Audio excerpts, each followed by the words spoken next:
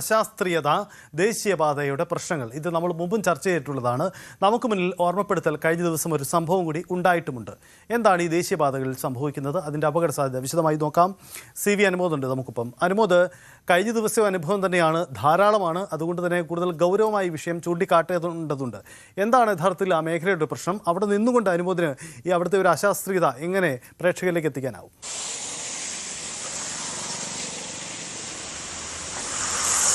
സജിത്ത്, ഞാൻ ഈ നിൽക്കുന്നത് പാണമ്പുഴ പാലം, അതായത് കുരിയുടെ പാണമ്പുഴ പാലത്തിൻ്റെ കക്കാട് ഭാഗത്തു നിന്നാണ്. അതായത് എനിക്ക് പിന്നിൽ നിന്ന് ഈ വഴി കടന്നു പോകുന്നതാണ് കോഴിക്കോട് ഭാഗത്തേക്കുള്ളത്. ഇവിടെ നമുക്ക് കക്കാട് നിന്നുള്ള സർവീസ് റോഡ് കാണാം. അത് ഉയരത്തിൽ നിന്ന് താഴേക്ക് ഇറങ്ങി വരുന്നതായിട്ട് കാണാം.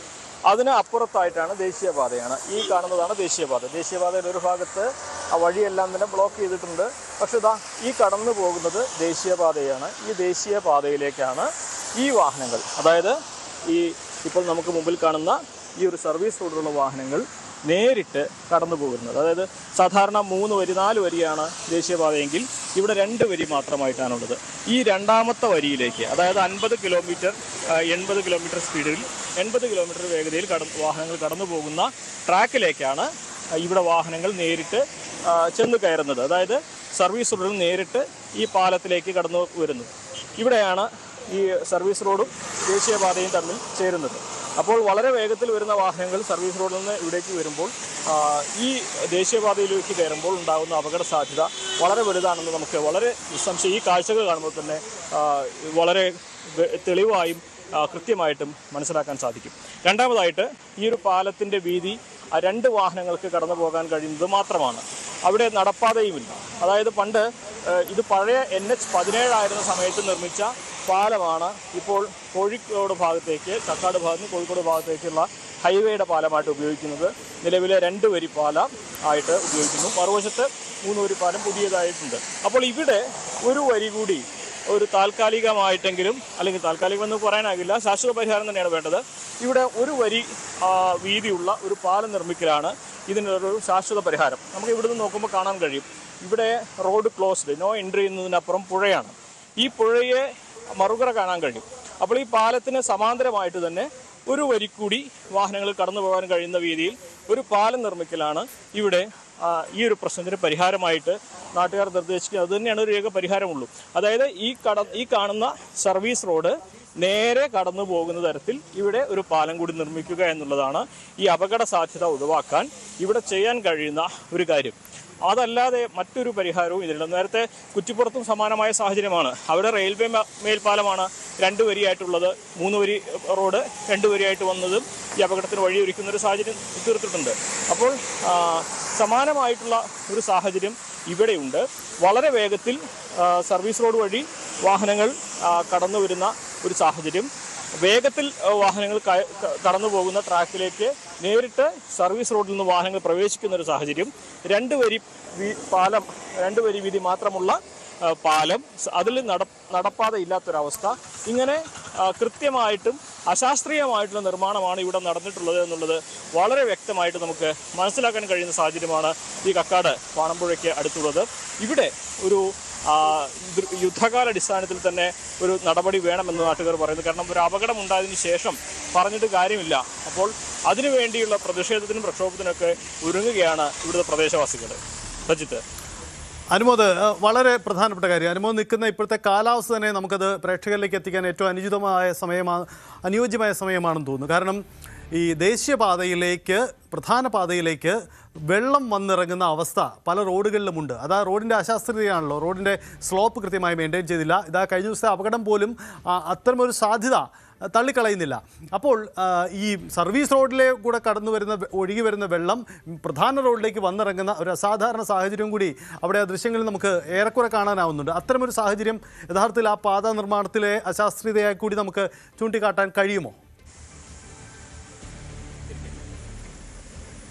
തീർച്ചയായും സജിത്ത്, വളരെ പ്രധാനപ്പെട്ട കാര്യമാണ് സജിത്ത് സൂചിപ്പിച്ചത്. നമുക്ക് ഇത് ദൃശ്യങ്ങൾ തന്നെ ഇവിടെ കൃത്യമായിട്ട് കാണാൻ സാധിക്കും. ഇവിടെ വെള്ളം കെട്ടിക്കിടക്കുന്നത് കാണാം. അത് സർവീസ് റോഡിൽ നിന്ന് നേരിട്ട് ഒഴുകി വരുന്ന വെള്ളമാണ് ഇവിടെ കെട്ടിക്കിടക്കുന്നത്. ഇത് നേരെ ഈ പ്രധാന റോഡിലേക്കാണ് കയറുന്നത്. സർവീസ് റോഡിൽ ഒരു മഴ പെയ്തു കഴിഞ്ഞാൽ ആ ഭാഗത്ത്, അതായത് നമ്മളിപ്പോൾ ദൃശ്യങ്ങളിൽ കാണുന്ന ഈ ഭാഗത്തു നിന്നുള്ള വെള്ളം മുഴുവനായിട്ട് ഒഴുകി വരുന്നത് താഴേക്കാണ്.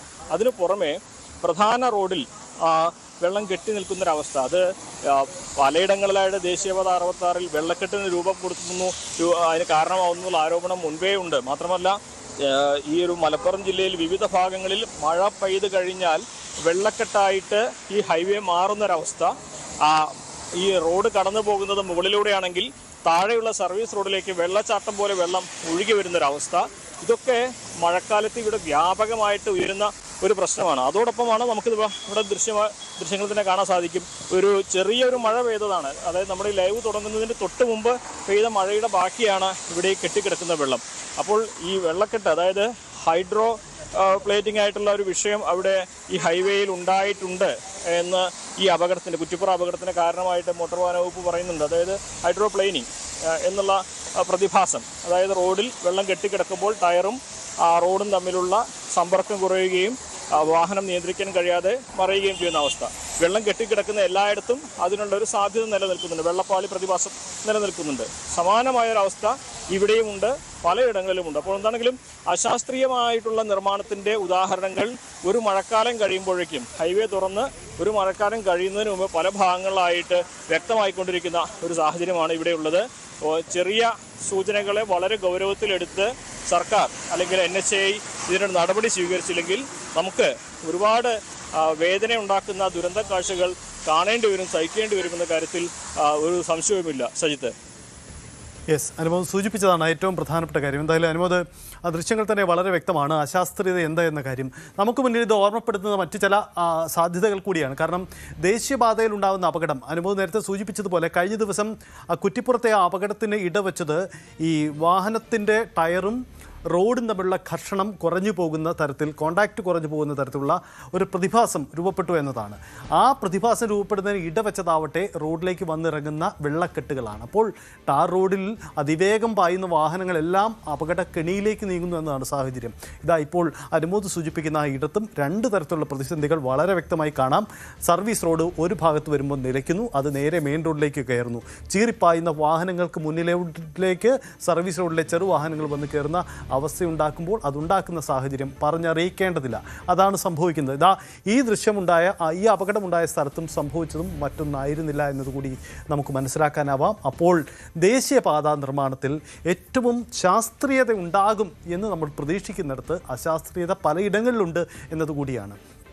റോഡിൽ വീഴുന്ന വെള്ളം അവിടെ തന്നെ പുറത്തേക്ക് ഒഴുകിപ്പോകുന്നതിനുള്ള സംവിധാനം വേണമെന്ന പ്രാഥമികമായ നിബന്ധനകളോ പ്രാഥമികമായ രീതികളോ ഒന്നും ഇവിടെ പലയിടത്തും പാലിക്കപ്പെട്ടിട്ടില്ല എന്നതാണ്. അപ്പോൾ വിശാലമായ വേഗത യാത്ര ചെയ്യാൻ കഴിയുന്ന നല്ല മിനുസമുള്ള റോഡുകളൊക്കെ ഉണ്ടായിട്ടുണ്ട്. പക്ഷേ ഈ റോഡുകൾ അപകടക്കണിയാണ്, നിരവധി പേരുടെ ജീവനെടുക്കുന്ന ഇടമായി കൂടി മാറുന്നു എന്നതാണ് നമുക്ക് മുന്നിലെ ഓർമ്മപ്പെടുത്തൽ. അതുകൊണ്ട് ജാഗ്രത വേണം, ഇതിൽ ഇടപെടലുകൾ ഉണ്ടാവണം. ഒപ്പം ദേശീയപാത വഴി യാത്ര ചെയ്യുന്ന യാത്രക്കാർക്കുള്ള ഓർമ്മപ്പെടുത്തൽ കൂടിയാണ് ഇത്തരം അപകട തുരുത്തുകൾ എന്ന കാര്യം കൂടി ശ്രദ്ധയിൽപ്പെടുത്തും.